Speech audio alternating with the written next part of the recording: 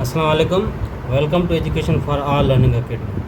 आज का जो हमारा टॉपिक है वो मोस्ट बायोलॉजी आस्क्ड क्वेश्चंस, मतलब जो मुख्तलिफ पेपर्स में जो उमूमन सवाल पाए जाते हैं आते हैं मुख्तलिफ पेपर्स में, वो आज हम डिस्कस करेंगे। कई मरतबा पेनिसिलिन के बारे में पूछा गया है, तो पेनिसिलिन किसने डिस्कवर किया था?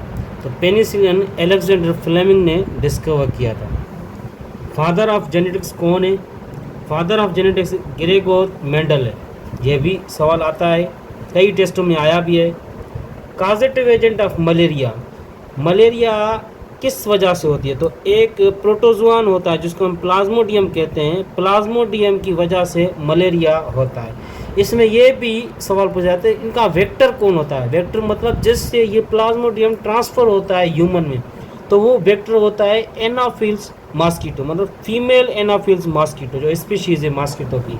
तो ये भी पूछा जाता है, तो वेक्टर कौन है मलेरिया को फैलाने में? तो वो है फीमेल एनाफिल्स मॉस्किटो, और इनका काजेटिव एजेंट है वो है प्लाज्मोडियम जो कि प्रोटोजोआन है। काजेटिव एजेंट ऑफ एड्स, अब एड्स क्या है इनका फुल फॉर्म भी ये पूछा जाता है। एड्स का फुल फॉर्म है एक्वायर्ड इम्यूनो डिफिशिएंसी सिंड्रोम।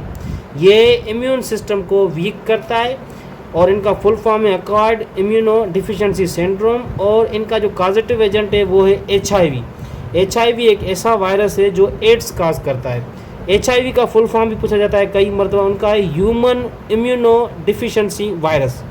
तो HIV वायरस से एड्स काज करता है, HIV वायरस की वजह से एड्स बीमारी होती है। विटामिन C पूछा जाता है, इनको दूसरा नाम क्या है, साइंटिफिक दूसरा नाम क्या है? तो उनको एस्कॉर्बिक एसिड कहा जाता है। यही कई टेस्टों में आया है सवाल। तो विटामिन C को हम और क्या कहते हैं? वो है एस्कॉर्बिक एसिड। इनके साथ साथ एक बीमारी आती है, तो विटामिन C की डिफिशिएंसी की वजह से क्या बीमारी होती है? वो है स्कर्वी। ये भी कई टेस्टों में पूछा गया है। डिफिशिएंसी ऑफ आयोडीन, आयोडीन की कमी की वजह से कौन सी बीमारी होती है? वो है ग्वाइटर।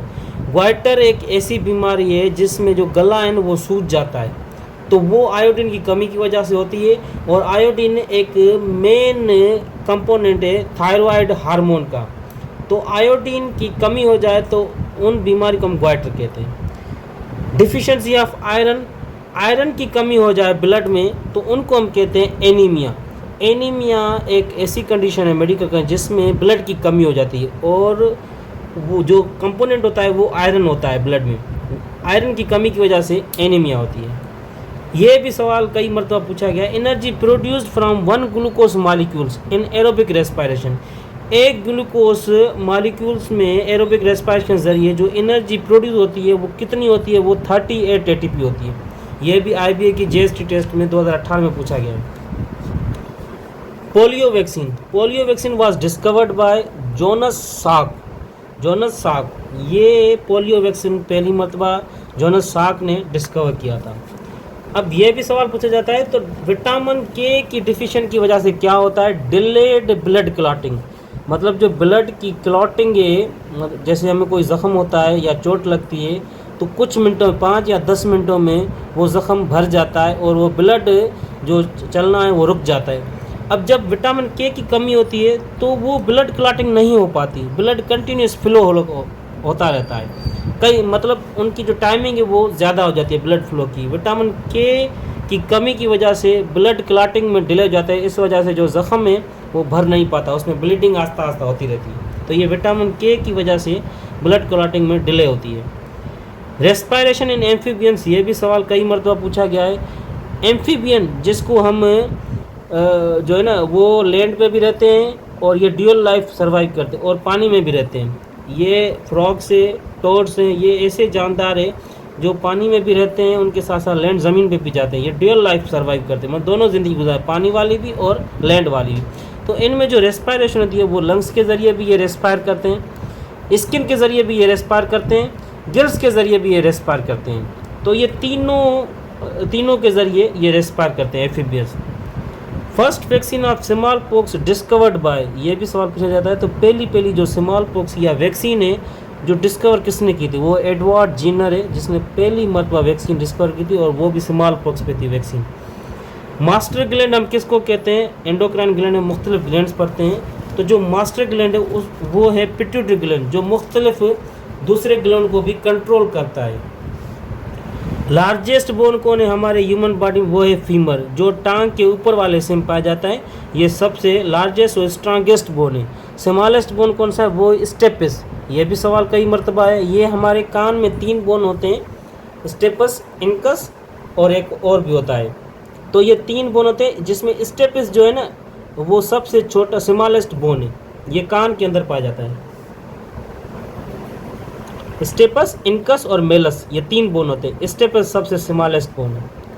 फिल्ट्रेशन ऑर्गन कौन है हमारे बॉडी में, जो एक्सक्रीशन का रोल भी अदा करता है, या एक्सक्रीटरी ऑर्गन कहें या फिल्ट्रेटिंग ऑर्गन कहें, तो वो है किडनी। कभी भी पूछा जाए तो एक्सक्रीटरी ऑर्गन कौन है या फिल्ट्रेटिंग ऑर्गन कौन है, तो आप बेझिझक हो जाए। किडनी जो है ना फिल्ट्रेटिंग ऑर्गन भी है, फिल्ट्रेशन भी कराता है, एक्सक्रीशन भी कराता है वेस्ट प्रोडक्ट का। स्टडी ऑफ इंसेक्ट्स को हम क्या कहते हैं? एंटोमोलॉजी। एंटोमोलॉजी में हम सिर्फ और सिर्फ इंसेक्ट्स के बारे में पढ़ते हैं। अब ब्लड डोनर, ब्लड की बात करें, ब्लड ग्रुप की बात करें, तो यूनिवर्सल जो डोनर है, जो सबको दे सकता है, जिसके अंदर ओ नेगेटिव ब्लड ग्रुप होगा वो यूनिवर्सल डोनर होगा, मतलब वो किसी को भी अपना ब्लड ग्रुप दे सकता है वो। और दूसरा है यूनिवर्सल रिसेप्टेंट, और जिसके पास ए बी पॉजिटिव होगा वो किसी से भी ब्लड ग्रुप ले सकता है। तो यूनिवर्सल डोनर ओ नेगेटिव होता है, universal recipient O A B positive होता है। Vitamin K is produced in large intestine by bacteria. तो कई मरतबा ऐसा ही हो जाता है। तो लार्ज इंटेस्टाइन में जो बैक्टीरिया विटामिन प्रोड्यूस करता है वो कौन सा विटामिन होता है? विटामिन के लार्ज इंटेस्टाइन में बैक्टीरिया खुद ब खुद पैदा करते हैं, वो विटामिन है विटामिन के। सवाल उमूमन यही पूछा जाता है आर्टरी और वीन के बारे में। आर्टरी में जो है ना वो ऑक्सीजनेटेड ब्लड होता है, जबकि वीन में डी ऑक्सीजनेटेड ब्लड होता है। एक ऐसी आर्टरी है जिसको हम पल्मोनरी आर्टरी कहते हैं, उसमें सिर्फ और सिर्फ डी ऑक्सीजन ब्लड होता है, जबकि एक ऐसी वीन है जिसमें डी ऑक्सीजन ब्लड होता है, ऑक्सीजनेटेड ब्लड होता है, जिसको हम कहते हैं पल्मोनरी वीन। तो उमूमन जो भी आर्टरी हो उसमें ऑक्सीजनेटेड ब्लड होता है, सवाए एक आर्टरी के जिसको हम पल्मोनरी आर्टरी कहते हैं, उसमें डी ऑक्सीजन ब्लड होता है। जबकि सारी वीन्स में डी ऑक्सीजन ब्लड होता है, सवाए एक वीन के जिसको हम पल्मोनरी वीन कहते हैं, उसमें ऑक्सीजनेटेड ब्लड पाया जाता है।